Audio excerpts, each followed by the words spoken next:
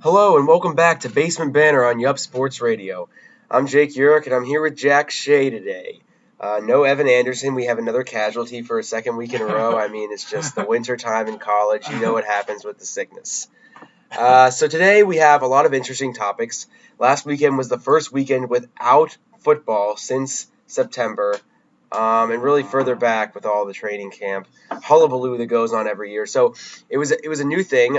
Jack and I had the privilege of attending the 5 overtime Notre Dame Louisville basketball game, which was just spectacular. Whether you're a Notre Dame or Louisville fan, you really have to appreciate those college kids playing hard, and just the support the fans had. We did not leave the arena until 1 a.m. and any sporting event that goes till 1 a.m. is always pretty good, right, Jack? Yes, of course. It was the best game I've ever been to. So there was something else that has happened in college basketball this week. Of course, college basketball goes on every week in February. But something rather unfortunate, Nerlens Noel tore his ACL. This injury is obviously devastating for Kentucky, who had, after a high early season ranking, plummeted and then climbed back into the top 25. Everyone thought they were going to make a push for the tournament, and it was largely due to Noel's development. I think that this injury to him is a travesty, and I think that it's tough because his draft stock plummeted a little bit. He was probably going to be number 1 overall. Now people have him projected at 3. You never know if he'll drop lower, depending on how his attitude is, how he's recovering. By all accounts, his attitude has been pretty good so far. So I think we're going to talk a little bit about the rule. Should he come back next year? Should he go pro and get paid basically to rehab if he's not right? Or should he have had to go to college at all? Or should he have just been able to just jump right to the NBA? So, Jack, what's your stance on this? Well, first of all, I take a lot of issue with what you just said.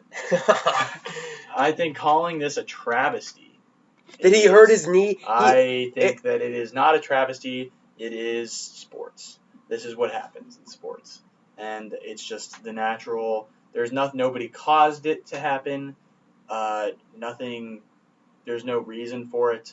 And there's nothing that we can do moving forward. Let's say Nerlens Noel, his basketball body is worth a lot to him. It's his gift, basically, right. In life. And he could have made money off of it last year. He could have gotten a lot of money out of it. Let's say his knee is never quite right again. He can't move the same way. He's not that big of a guy. And so so that's how it goes. As a basketball player, he's compromised. But why shouldn't he be able to control his own destiny? Why shouldn't he be able to go pro right away? He can go pro. He shouldn't go pro. No, why couldn't he have gone last year? You don't think that he should have gone last year? They have a rule that says you can't. I mean, do you agree with the rule? I think they need to do one of two things.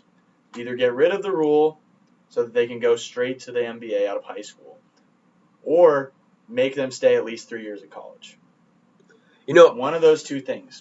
Making them stay 3 years in college is an interesting argument. I think that it would improve college basketball. Oh, by a the lot. NBA would be just it would be just as good. It would be just as good. I don't think that young superstars, save for a LeBron James, a Kevin Durant, they really don't make an impact that early. LeBron took the Cavaliers to the finals when he was 22 years old, but by that time he would have already had his 3 years in college and he could have came right in. Yeah.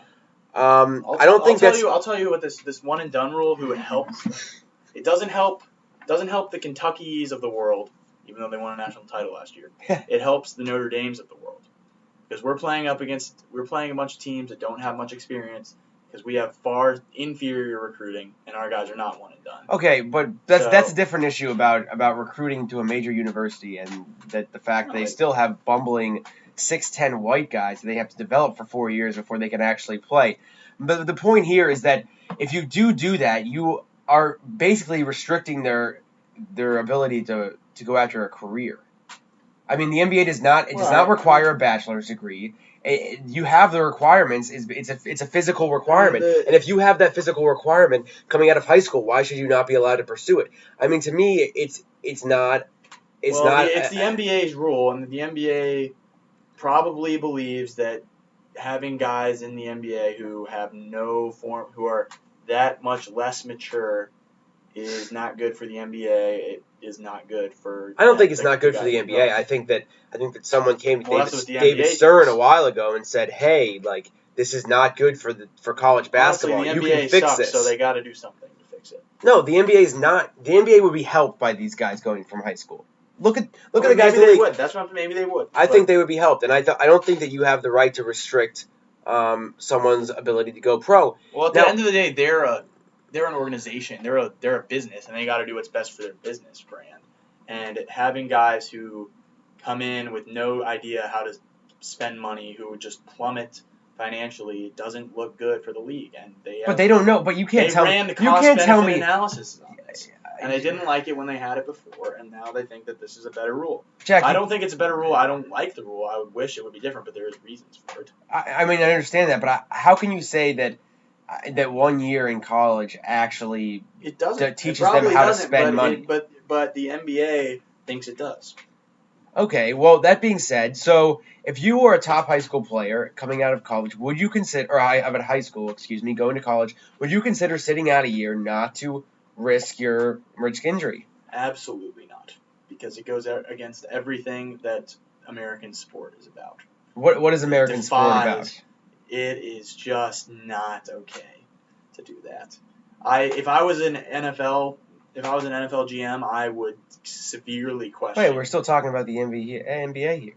What do you mean? We're talking about Clowney, right? Well, that's what we were getting to. I was hoping to segue into that next. Jadeveon Clowney, it's been proposed that he sits out a full year next year and goes number 1 overall. He would go number 1 overall in the NFL draft this year, and he could petition to enter, but I don't think that would be granted. And while I don't think that there's a good chance that he does actually sit out, I mean, a devastating knee injury does cost him about $24 million, probably. Not 24 exactly. I mean, it does. Probably a portion of that, at least. It does, but it's just, I mean, if he wants to do that, then it's his right to do that. But I'm just saying, if I was an NFL manager, I would severely question his character after he did that. Why? Because why would you question his character? Putting himself ahead of the team. That's not about. I mean, a guy like that's always going to put himself ahead of the team. Yeah, but I have a problem with them taking issue with putting yourself ahead of the team in there. If you're working to try to support your family, you have to put yourself and your family ahead of everyone else. Fair, I guess, but what's he going to do? He's not going to have a scholarship next year, so that's probably going to hurt. No, I mean it would cost him. It would cost him like. He doesn't even need a scholarship. He could go somewhere for wherever. He just needs to be 3 years out of high school. That's all he has to be. So if you go to prep school for a year and then you spend 2 years in college football, that counts as 3 as well. You have to be 3 years out of high school.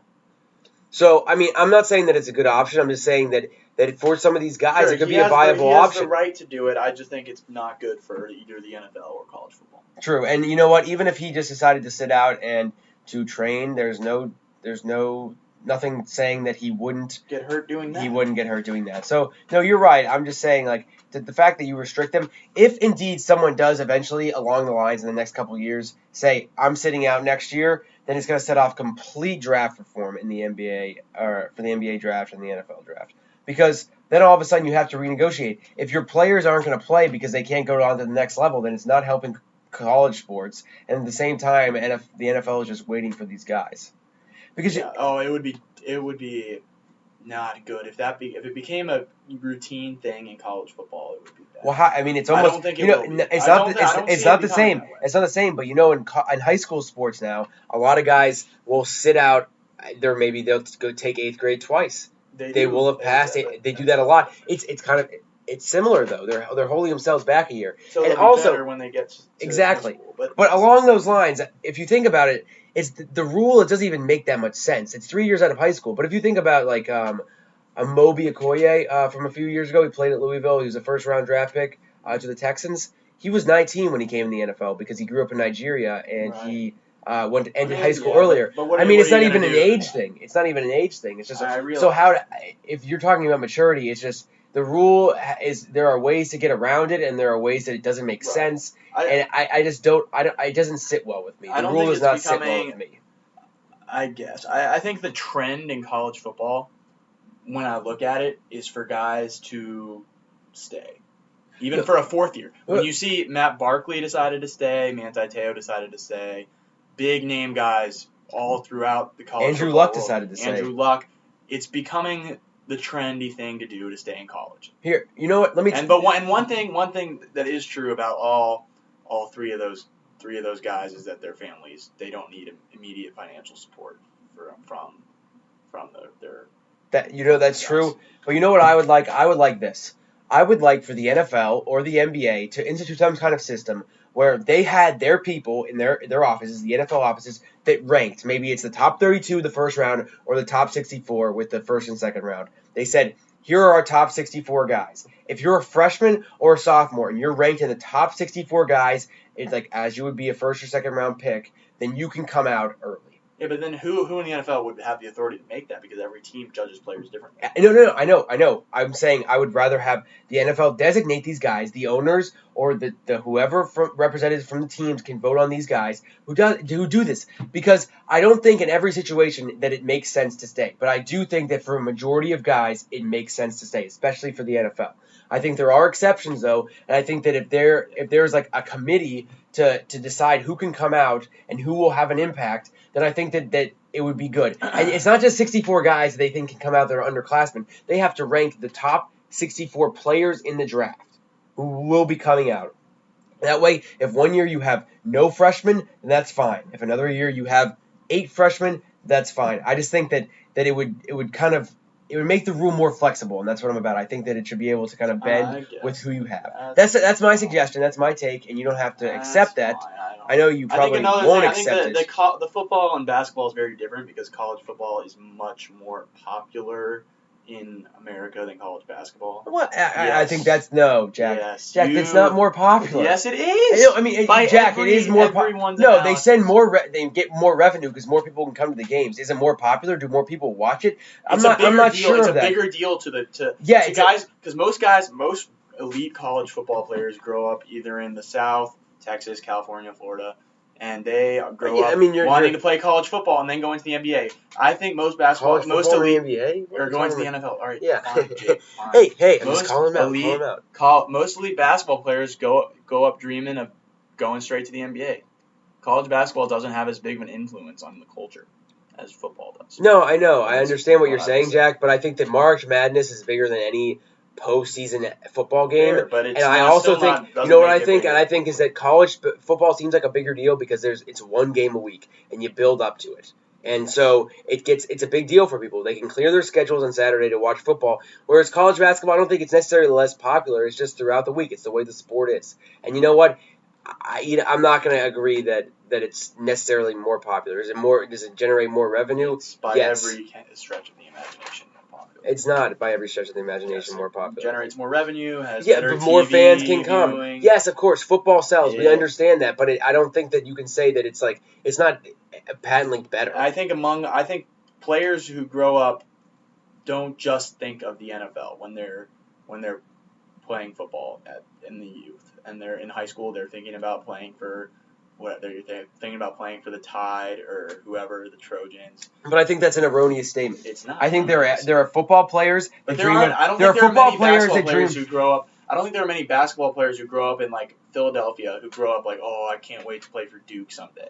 I think they grow up thinking I can't. Not for specific schools, but you have to. I understand it's a different demographic. You're quoting some of the NFL players who are like these white guys that come from relatively well-off backgrounds, whose parents went to college, and a lot of these guys in college basketball come out of the city, like you said, Philadelphia, New York. Their parents may have not went to college, so they don't grow up rooting for college teams. Exactly, it's a different demographic. So I think it's unfair to say that it's more. No, it does not make you right in any sense. But why do the players matter? We're talking about because fans, they're the ones who have to popularity. decide whether they want to go straight to the NBA or stay in college. Jack, if there is a college or a high school player that was ready for the NFL out of high school, I guarantee you that he would want to go. If they had the option, they would. There were guys that tried it back in the past and they didn't make it because it's not the right thing. They're not physically developed.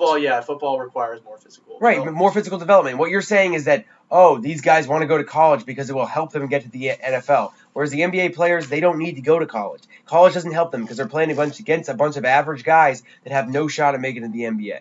It's a completely different argument, but the NFL, from what I'm saying, the NBA could institute a similar policy that could allow the top 2-3 high school players to go. Because I don't think, from what you were saying earlier, is that Andrew Wiggins? I mean, come on, he's supposed to be great. Yeah. And you think he don't? I mean, is he gonna waste his time playing on a Kentucky team that has 5 stars? Like, yeah, I think he's wasting his time. I never disagreed with you on that. No, I'm not saying that. You're saying that. So you think that the NBA players should be able to go because they dream about it, and you don't think. That's what I said. So I think they need to say no. They need to say you can either go straight to the NBA, but if you go to college, you're staying for 3 years. Okay, and so what do you think? You think that the rule should be the same in college football? No. Or do you think it should be exactly it as just say how it is in college football, or make. But what about Clowney? I don't care about Clowney. He's an idiot. If he really does do that, he's an idiot. No, I'm not saying he's going to sit out. What if he petitions and gets it? Like, why is he not qualified to go to the NFL? He's definitely qualified. Just because you can't just bend the rule. Rules are not meant to. I know. So I'm saying rules aren't meant to be perfect. They just need a fit for most people. Right. So I know, and I'm thinking they should be exceptions so that it works for everyone. I'm sorry that I'm trying to do the best. Well, if he gets an exception, then who doesn't? That's what I want. No, that's what I'm saying. Something is not good. It wouldn't set a good precedent. Yeah, I know, but I don't think that. I mean, college football does a lot of things for a lot of guys, but the majority of college football programs can even graduate all their players. So, like, while my point is that the guys who want to take care of it in college are going to be prepared for life no matter what. They'll take care of themselves in the NBA. I think there are very few guys that want to be prepared for life afterwards that aren't, and there are very few guys that don't want to be prepared that are. That's my point. Fine. Well, okay. So, I guess we've come to a stalemate. And now we're moving on. So I thought that we would go on to a little quiz. This week has been a festive one with sports, even though there hasn't been football because the Sports Illustrated swimsuit edition came out. So, in honor of that, I think we're going to talk a little bit about Sports Illustrated.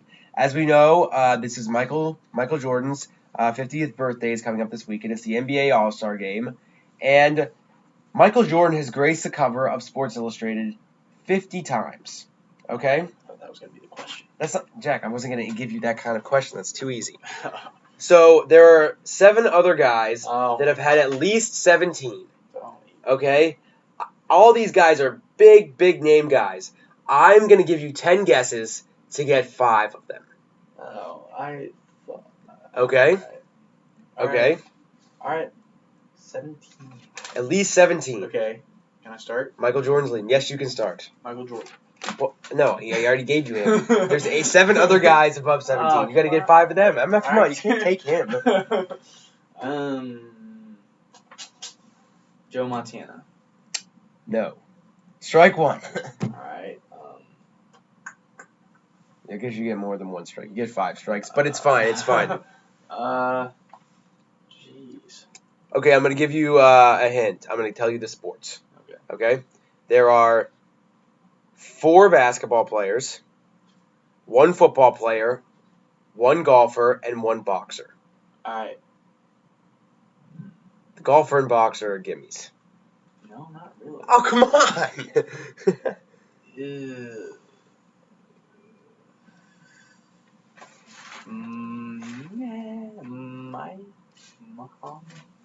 Muhammad Ali. Muhammad Ali is the boxer. He has graced the Sports Illustrated cover just the second most times with 38. So now you have the bottom 6 left. All right. And he's 1 for 2. Fine, I'll go with Tiger. Tiger is number 3. So far he's 2 for 3. Sure it's this Pluckers trivia coming in. Oh my God, they did not ask this there. It's all easier. So you got 4 basketball players and 1 football player. All right. Magic Johnson. Yes, got it. Boom. Magic Johnson happens to be number 4 overall with 23. All right. So Jack is 3 for 4 right now. He needs to get 2 more of the remaining 4 guys. Is there hockey? Nope, there's no hockey. There's 1 football and 3 baseball? Basketball. 1 football and 3 basketball. So no baseball. No baseball. Football. Which makes sense. I mean, the baseball players, they're not going to grace it as many times. Oh, man. I don't... It's got to be someone who's good in college and the NFL, I feel like. This player did go to a significant school for college, but he was not the best. He was not a great college player. Good, but not great. Split time. Tom Brady? Got him. Yeah. Oh, because he was like Sportsman of the Year a bunch. Yeah, exactly. So he's been on it 19 times. Okay. So he's number 6 on the list. So you have one basketball player who is older, and then you have 2 basketball players left that are relatively younger. And you only need to get one more, and I'll give you the other 2. LeBron got it. He is 18. So, Jack, you just went 5 for 5. That was good. Or 5 for 6. Are there any other questions? Oh, yeah. Okay, well, what's the next one? He's liking this now. Okay, so we're going to go most covers by team. Oh, we're still doing the covers. Oh, come on. We're doing the covers this week. We're going to get some more trivia going next week. It'll be great stuff. It's great stuff. This is just, you know what I'm good at? Jack, this is the last. I'm good at mascots. Jack, we're not doing mascots. I'm really good at that. Okay, next week we'll do mascots. What is the mascot of Delaware? The Bulldogs? Nope, Blue Hens. Okay, you know what? I'm asking. Flacco school, Super Bowl MVP. Yeah, I know. We don't care about him. Most covers. Most covers. There are. We're gonna give you. There are 9 teams on the list. You got to get 5, and all right. It's from Celtics. They are. Yes, they are on the list. Lakers. They're number 6 with 44. Yep, the Lakers number 2 with 67. Steelers. No, not the Steelers. 49ers. They are last on the list with 33 covers. They've been on there a bunch. 3 out of 4. So you got 3 out of 4 so far. I mean, these really aren't. This is not that hard of a question. Yankees. Got it. They're number 1 with 71. Cowboys. Cowboys number 3 with 48. So you're already at 5. You might as well just try to finish off the list. You got a baseball. Red Sox. Yep, that's in number 4, 46. You got a basketball team and 2 baseball teams. Dodgers. Dodgers they're number 7 overall with 40. So there's a small market baseball team and then a big name basketball team. So one of these teams is greatly aided by one player. Currently? No, not currently, but he's been in the news. We were just talking about him. The Bulls? Yeah, the Bulls. Wow. The Bulls they've been on there 45, which is there another football one then or another? Nope, it's a baseball one. Small market team. If you get this one on the first guess, I'll be very surprised, and it'll be very impressive. If not, I'll tell you. I'm trying to think. Did they win a lot of championships? They've won championships. Yeah. They've had some good players. They've been around. They were actually the first professional baseball team that's still around today. If you happen to know who that is. Reds. The Reds. Boom! Oh, yeah. Great work. Okay, that's what we're having fun here. I think we're going to have to institute trivia as a part of our regular weekly sessions. We'll try to, we'll surprise Buck with it next time, and we'll get him. Right. We'll get him. I don't like this cover stuff, but you know what? I thought I had to do it in honor of the week. I'll do it by the week. These are at my discretion. I thought you were going to ask who was like most swimsuit editions or something. Well, we have Kate Upton, who's been on there twice, and I think that's tied for the record. It's not enough. In a row. It's not enough. No, it's not enough, Dad. It's not enough. What if I want wings? Step Brothers reference there for all you out there. Anyway, so I'm gonna go on a little bit of a rant myself right now. Michael Jordan is the greatest basketball player of all time. We can't deny that now. But I think the people who argue that he will be forever are just a little bit obtuse. Like, you need to have some ideas that you need to have at least be open to the fact that someone else could come in and match his greatness. Today, recently, there have been challenges about a LeBron James and Michael Jordan one-on-one game. Now, while I don't know what happened in that game, I do think that it would be fairly close and it would be very interesting. Some people say that Jordan is too quick for LeBron. Other people say that LeBron is too big for Michael Jordan. While I think that that's all well and good, I think that a better matchup would be between him and Kobe. And so recently, while that it would be a better matchup, Jordan commented on the situation and said that, yeah, he thinks that Kobe is still a better player because he has 5 championships and LeBron only has 1, and 5 is always greater than 1. And you know what? That just doesn't sit right with me. First of all, Kobe wasn't even the Finals MVP on his first 3 championships because he had Shaq. So those are worth significantly less. And then he was good. But he had a lot of help, and he wouldn't have done it with Pau Gasol in the late 2000s. So in my mind, Kobe's 5 championships are worth significantly less than Jordan's 6. And then to top that off, if Jordan's going to say that the championships are what matters, then I don't understand why he can claim to be the best of all time, because Bill Russell clearly surpasses him with 11. So that logic there to me isn't really that great, but I guess it's his UNC education that's just failing him. So anyway, I have an issue with that, and as we know, MJ has been a little less than stellar since the turn of the millennia with his little Wizards career, and then now the Bobcats debacle. So that's my take on the situation. I do think that LeBron would have to do a lot to ever have a chance to catch him, but right now he's by far the best, but I don't know why Kobe is even on his radar and is in the question. You know what it is?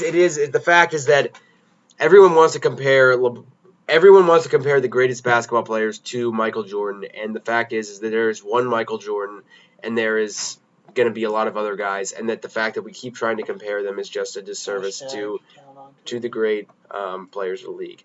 Hashtag not good. Hashtag count on Kobe. So moving on to our next topic, and it probably will be our last topic of the night. It's a rather sad story with Oscar Pistorius. Jack's giving me a face right now like he doesn't know what this is. The people need to know about who's commenting on their stories. Anyway, I'll give you a little rundown. Oscar Pistorius, if you remember from the Summer Olympics the past year, he was the disabled runner that actually made it into the regular field. Ran the 400. He's from South Africa. You remember him? Yeah. Last night he shot his wife. Whoa. Killed her. And while he said that there were reports that he thought she was an intruder, there is a history of domestic abuse, so we don't really know what's going on there. But my point is a different one, and it's the fact that we seem to try to be idolizing these athletes in sports, and we do. And it's whether it's Kobe Bryant or Tiger Woods or even the Manti Te'o situation. Don't even. Everything is not what it seems. I could go on a rant about that. We know you could go on a rant, but here's not the thing: oh look, A-Rod's taking steroids. Oh look, Ryan Braun's taking steroids. Oh look, I wouldn't be surprised if LeBron's doing something. Everyone is doing something right now, and it's just unbelievable that our society continues to look for these guys that are just perfect. Those guys don't exist anymore. They were left in the 1940s. Especially not LeBron. Okay, this is a different argument. I think LeBron's a good guy, but you know what? By what I'm saying right now, I don't think that anyone should be saying that any athletes are good guys. This is what Colin Cowherd always says too. You don't like idolize people. You don't want to idolize people. I thought I idolized Josh Hamilton for a while, and you know what? He's a turncoat. He left and went to the Angels. He's clearly besides Colin Cowherd's message, I don't think that you shouldn't idolize anyone. I think that you should idolize the people that you actually know. Yeah, okay. And the fact that we go ahead and idolize these people that we don't know is just unreal. And I think that as our closing message for the night, I think that we're going to send out the message that idolize the people that you do know, your family, and draw them in close, because this world is just, we don't know what's come to it. It's going down. And so while we have a good week ahead of us with the NBA All-Star Game, which should be fun, and some college basketball, of course, just keep that in your mind. And on this Valentine's Day evening, we're going to leave you just with a message to... Here without girls on this Valentine's Day evening. You know what? We're here for the people. We are here for the people. And so with that, draw your family close. And that's all we have today on Basement Banter. I'm Jake Urich here with Jack Shea, and we're signing off from Yup Sports Radio.